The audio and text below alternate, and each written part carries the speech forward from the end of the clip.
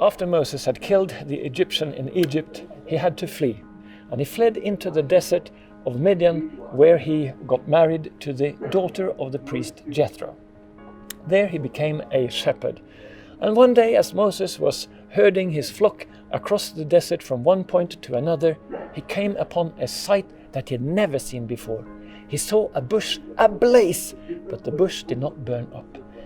His curiosity took the better of him, and he walked closer, and God told him, "Take off your shoes, because the ground you stand on is holy ground." There Moses met God, and here is the traditional place where the burning bush was, inside the monastery of St. Catherine in the Sinaja desert.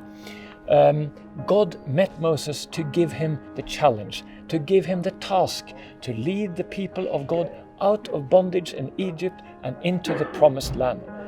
When God talked to Moses, he stepped back and he said, "No, I cannot do this. This is too large a task for me. I'm not good at speaking." But God had a plan. God called him to do a specific plan.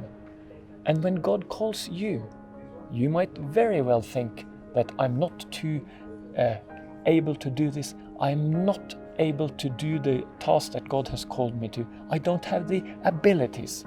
But God has promised to go with you. So whenever God calls you, when you hear the voice of God calling you to do something that is outside your comfort zone, don't doubt your abilities, because it is not you, it is the God who is leading you who is important. Obey the call of God and you will find fulfillment in your life.